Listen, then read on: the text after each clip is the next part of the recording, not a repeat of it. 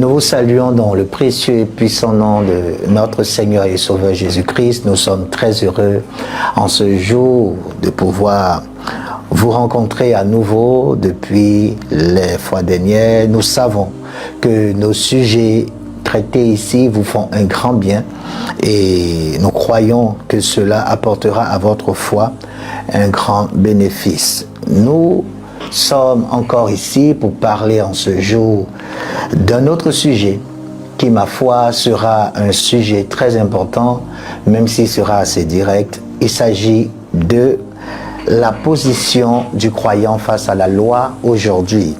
Nous dirons comme ça pour thème, la loi, c'est fini. La loi, c'est fini.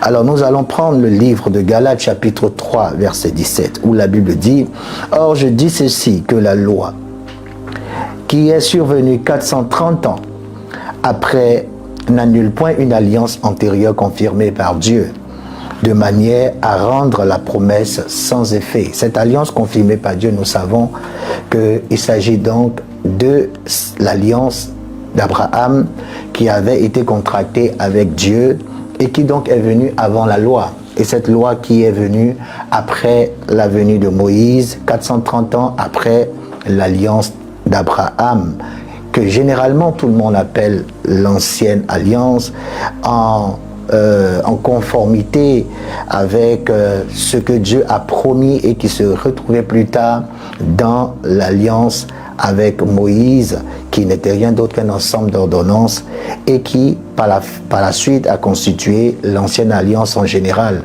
Mais en fait, une partie de cette alliance, la dimension de la bénédiction de cette alliance appelée l'ancienne alliance, était une alliance que Dieu avait contractée avec Abraham et qui a vu le jour 430 ans avant la venue de la loi. Donc la loi n'était pas la première alliance en vérité et la loi ne pouvait pas donc être celle-là même par laquelle Dieu avait d'office voulu diriger le monde ou les hommes. La loi a été donnée, la Bible dit, à cause des transgressions. Donc il est très important de faire l'historique et de pouvoir comprendre que la loi n'était pas la volonté parfaite de Dieu dès le départ. On va ensemble prendre un autre passage dans le livre de Hébreux chapitre 10 verset 1 où la Bible nous fait état de ce que la loi ayant l'ombre des biens à venir, non l'image même des choses, où l'exacte représentation des choses ne peut jamais, par les mêmes sacrifices que l'on offre continuellement chaque année, rendre parfait.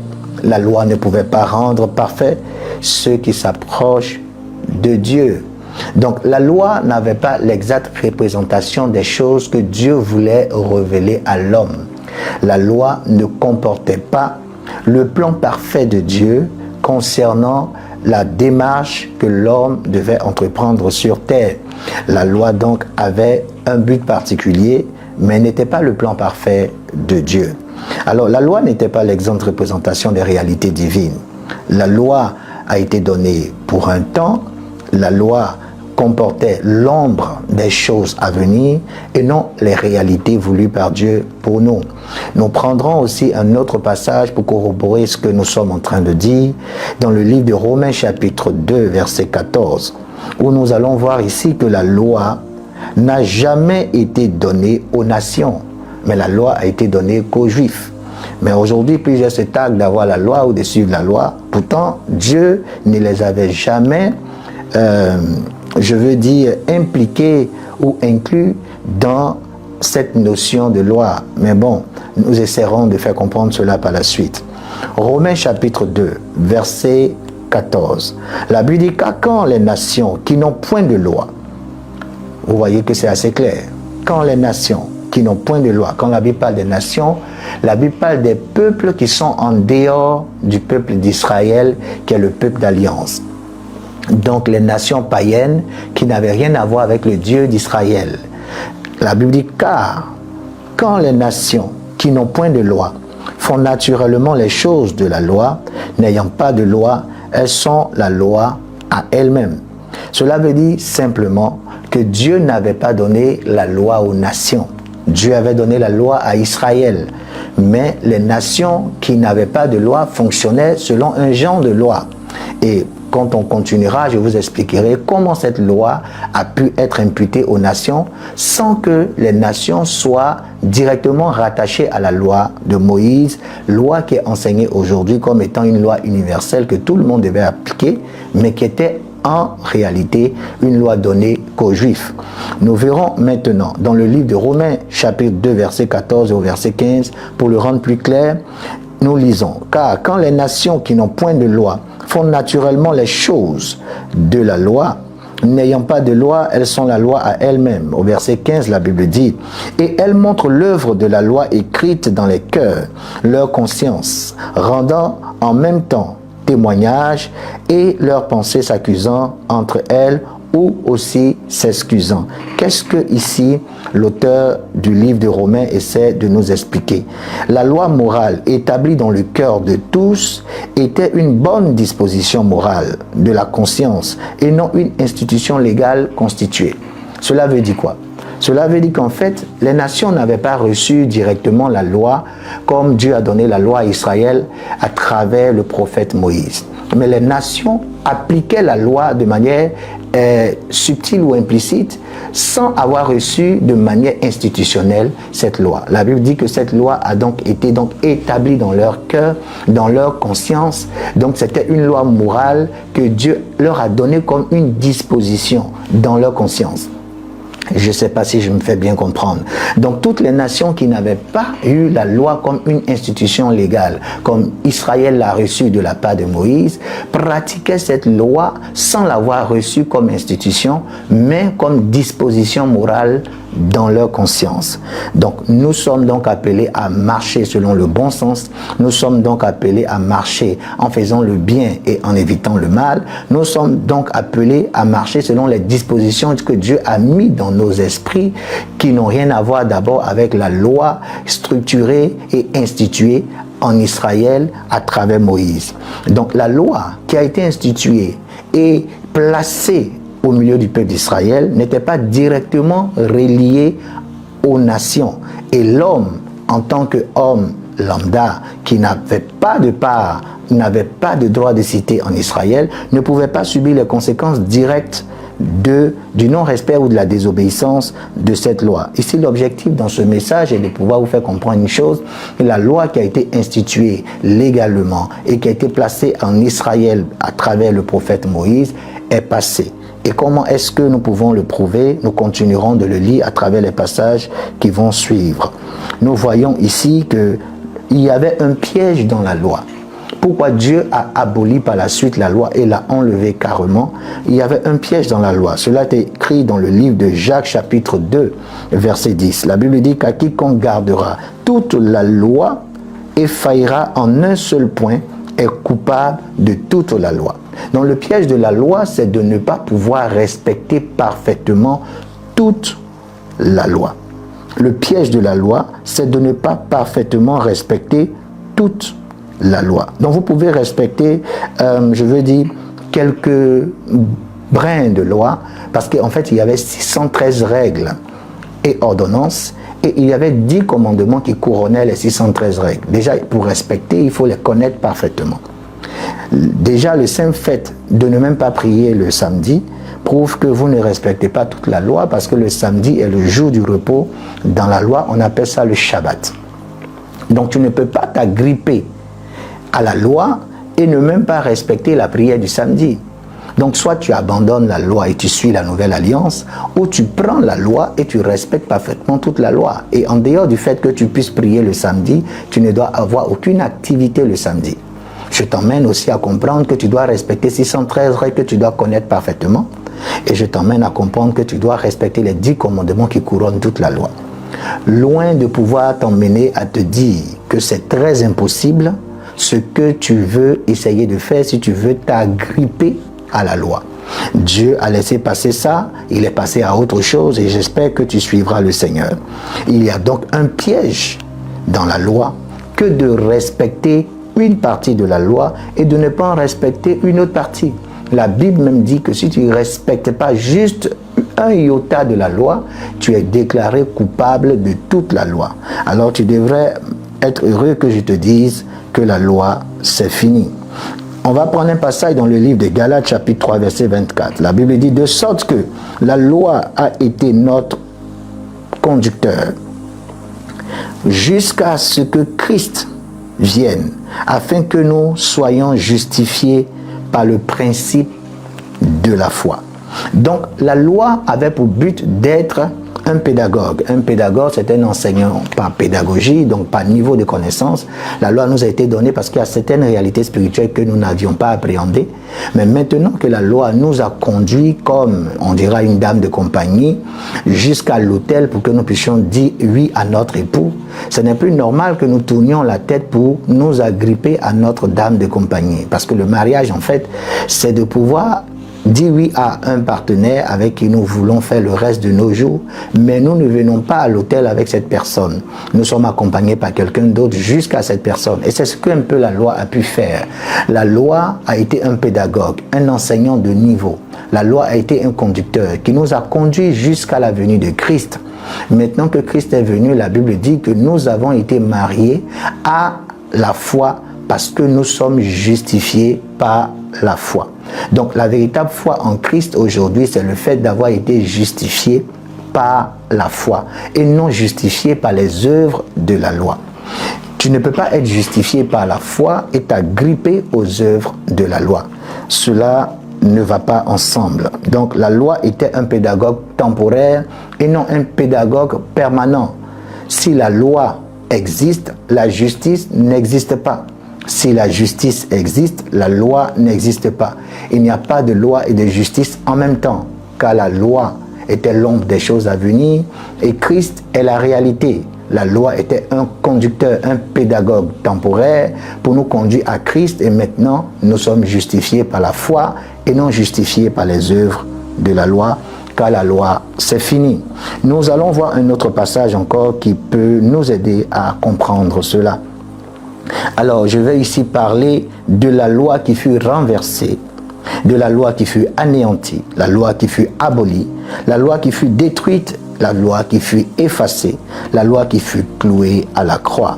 Éphésiens chapitre 2, verset 14. Car c'est lui qui est notre paix, qui des deux en a fait un et a détruit le mur mitoyen de clôture, le mur d'inimitié qui était entre nous. Éphésiens 2, verset 15. Ayant aboli dans sa chair l'inimitié, la loi des commandements qui consistent en ordonnance, afin qu'il créât les deux en lui-même pour être un seul homme nouveau en faisant la paix. Éphésiens 2, 16. Et qu'il les réconcilia tous les deux en un seul corps à Dieu par la croix, ayant tué par elle l'inimitié. Colossiens 2, 14. Ayant effacé l'obligation qui était contre nous, laquelle consistait en ordonnance et qui était contraire, et il a ôté en la clouant à la croix. Enfin, Hébreux chapitre 7, verset 18, car il y a abolition d'une ordonnance antérieure à cause de sa faiblesse et de son inutilité. Alors, qu'est-ce que ici la Bible est en train de dire sur le statut actuel de la loi? La Bible est en train de dire que la loi a été renversée, la loi a été anéantie, la loi a été abolie, la loi a été détruite, la loi a été effacée, la loi a été clouée à la croix à cause de sa faiblesse de nous rendre parfaits. La loi n'a pas eu la capacité de nous rendre parfaits. Et quand elle demeure donc à cause des malédictions pour tous ceux qui pourront donc pas obéir parfaitement à toute la loi, elle devient donc inutile. La loi est faible parce qu'elle ne peut pas nous rendre parfaits. Elle est inutile parce qu'elle peut nous faire du mal si nous ne pouvons pas obéir à tous ses préceptes. Donc, on va répéter ensemble que la loi a été renversée, la loi a été anéantie, la loi a été abolie, la loi a été détruite, la loi a été effacée, la loi a été clouée à la croix. Gloire à Dieu. J'aimerais que vous puissiez dire avec moi, la loi, c'est fini. Les croyants sont sous la grâce aujourd'hui et non sous la loi. La Bible dit en Romains chapitre 6, verset 14, car le péché ne dominera pas sur vous, parce que vous n'êtes pas sous la loi, mais sous la grâce. Aujourd'hui, voici le nouveau statut des enfants de Dieu. Ils sont sous une nouvelle juridiction, un nouveau régime de gouvernement.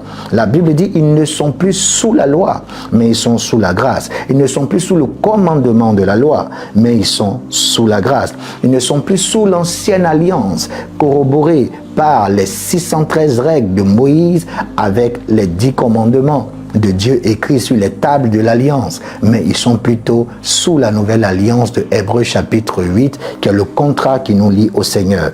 Et j'aimerais vraiment que vous puissiez dire chez vous, gloire à Dieu. Les croyants ne sont plus sous la loi, ils sont sous la grâce. Alléluia. Nous voyons ici les croyants juifs sont dégagés aussi de la loi. En Romains chapitre 7, verset 6. Mais maintenant, nous avons été déliés, d'autres versions diront dégagés, déliés de la loi étant morts, dans ce en quoi nous étions tenus, en sorte que nous servions en nouveauté d'esprit et non pas en vieillesse de lettres.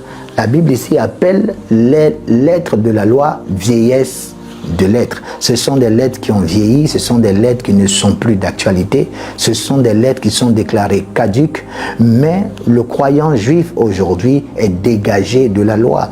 Il est sous une nouveauté d'esprit.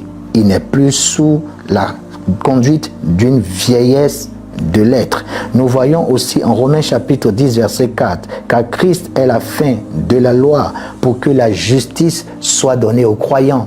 Je vous disais tantôt qu'on ne peut pas avoir la loi et la justice en même temps. Soit nous avons la loi, soit nous avons la justice. Et cette justice est acquise par la foi. C'est une justice qui est acquise par la foi et non par les œuvres de la loi.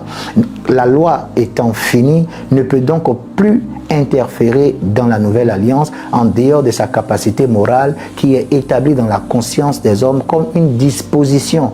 Comme vous pouvez voir dans le livre d'Ézéchiel, cela est écrit, je leur donnerai un nouveau cœur et je mettrai dans leur cœur mes lois afin qu'ils puissent les pratiquer. La loi dont il est question ici, c'est les dispositions morales, c'est notre capacité à marcher selon le bon sens, notre capacité à être incliné vers le bien, mais ce n'est pas un ensemble de règles établies comme une institution de sorte à pouvoir les suivre et ne pas les suivre, sinon nous serions bénis, sinon nous serions maudits. Ce temps-là est passé. Nous sommes sur une nouvelle juridiction, nous sommes sur un nouveau gouvernement d'alliance, nous sommes sous la grâce, nous ne sommes plus sous la loi.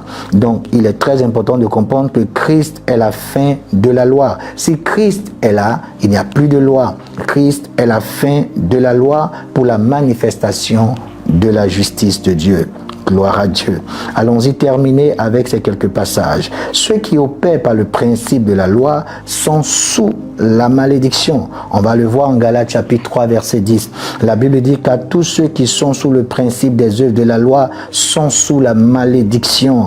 Car il est écrit maudit est quiconque ne persévère pas dans toutes les choses qui sont écrites dans le livre de la loi pour les faire. Voici le danger. Lorsque nous sommes sous la loi, en réalité, nous avons un petit problème, celui-là d'obéir à toutes les choses qui ont été prescrites par la loi.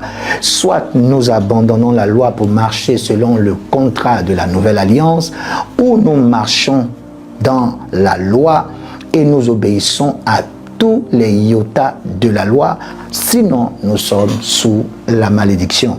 Mais Pierre a déjà tranché, il a dit ce que nos pères n'ont pas pu porter et ce que nous-mêmes n'avons pas pu porter. Pourquoi nous voulons que les nations païennes qui se convertissent à Christ puissent les porter? C'est un aveu d'échec. Et la Bible a été claire dans le livre de Romains, car tous ont péché et sont privés de la gloire de Dieu. Là, il s'agit d'un verdict pour toute l'humanité qui, en face de la loi, ne pourrait donc pas appliquer parfaitement tout ce qui a été prescrit par la loi. Paul a été clair, la loi nous a été donnée pour que nous soyons tous engloutis dans la désobéissance et pour que nous soyons tous condamnés. Pour que nous ayons tous besoin de Dieu comme étant le secours de notre vie afin que tous soient sauvés par la foi en Jésus-Christ. Donc la loi, c'est fini. On pourra lire des passages qui viennent donner raison à ce que nous sommes en train de dire. Donc, Galates chapitre 3, verset 10. Car tous ceux qui sont sous le principe des œuvres de la loi sont sous la malédiction. Car il est écrit, maudit est quiconque ne persévère pas dans toutes les choses qui sont écrites dans le livre de la loi pour les faire. Alléluia. C'est très, très, très, très important. Avant de vous donner le dernier passage, je veux que nous voyions Colossiens 2, verset 20 et Colossiens 2, verset 21, où il est écrit, si vous êtes morts avec Christ aux éléments du monde, pourquoi comme si vous étiez encore en vie dans le monde, établissez-vous des ordonnances? Ne prends pas, ne goûte pas, ne touche pas. Ici, je veux parler des deux genres de chrétiens. Il y a des chrétiens qui fonctionnent selon l'esprit légaliste et il y a des chrétiens qui fonctionnent selon l'esprit de Christ qu'on appelle le christocentrisme. En fait, ceux qui opèrent par le principe de la loi dans leur prédication et dans leur manière de réfléchir et de faire, la Bible dit ils sont appelés des légalistes. C'est des personnes qui ont un langage et un narratif assez clair. Ils diront généralement dans tout ce qu'ils font, ne prends pas, ne goûte pas, ne touche pas. Ils sont toujours en train d'interdire quelque chose. Or, c'est la mauvaise manière de procéder quand il s'agit d'inculquer une connaissance. Dieu lui-même a eu à commettre cette erreur dans le livre du Jardin d'Éden, dans le livre de la Genèse, où il essayait de dire à l'homme, ne mange pas. Mais qu'est-ce qui s'est passé? L'homme a mangé. Lorsque l'homme est appelé à ne pas respecter une chose par interdiction, c'est l'effet contraire qui se produit généralement. Généralement, moi je dis aux gens, nous avons le même objectif quand nous voulons dire aux gens de ne pas faire le mal. Mais le narratif, il est mauvais. Parce que quand vous interdisez une chose, quand vous bloquez une chose, quand vous dites aux gens de ne pas faire une chose et que cela reste le seul langage que vous avez, en fait, vous ne cessez de les informer sur cette chose que vous ne voulez pas que les gens puissent faire.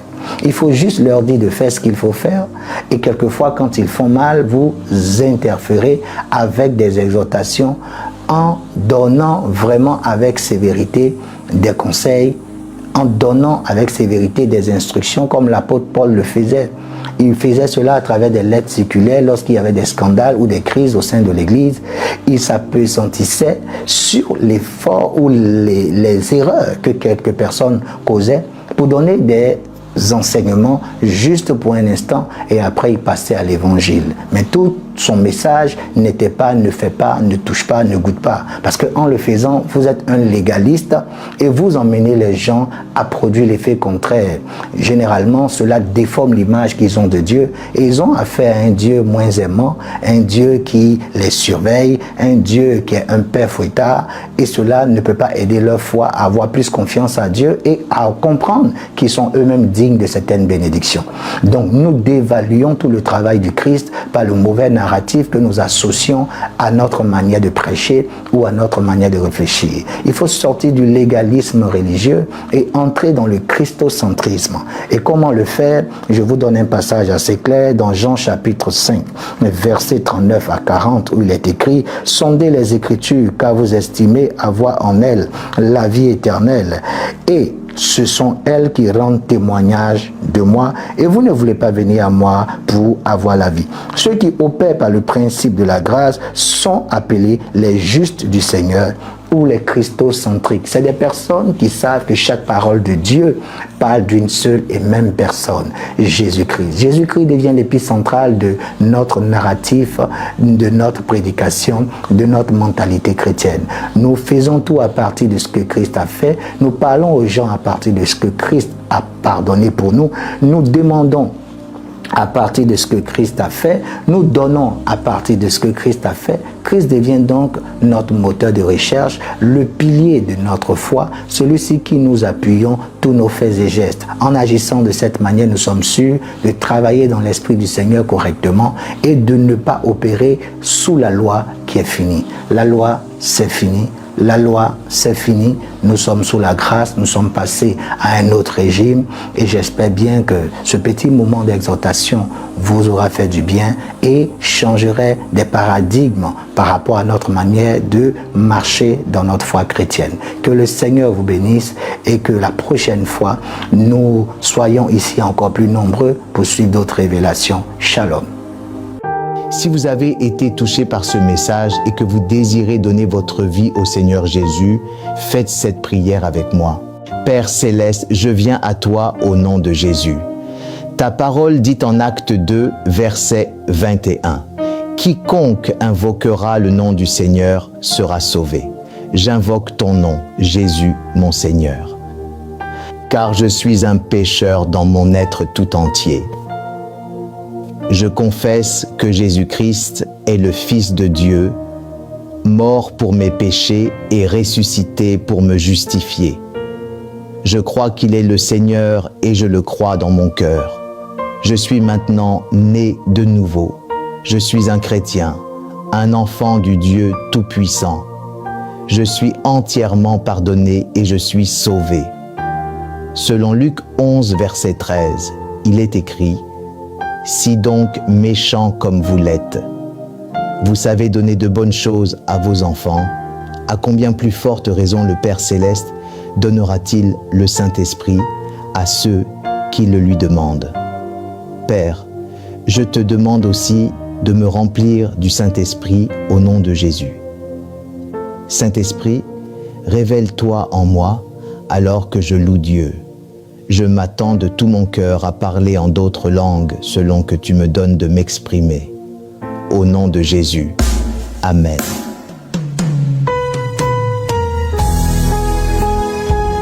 Ça y est, vous êtes nés de nouveau. Louez Dieu un instant et répétez à voix haute toutes les syllabes qui vous viennent à l'esprit en ce moment même par la foi. Vous pouvez nous joindre aux numéros qui s'afficheront à l'écran pour nous raconter votre expérience de la nouvelle naissance et afin que nous puissions vous encadrer. À très bientôt. Que Dieu vous bénisse.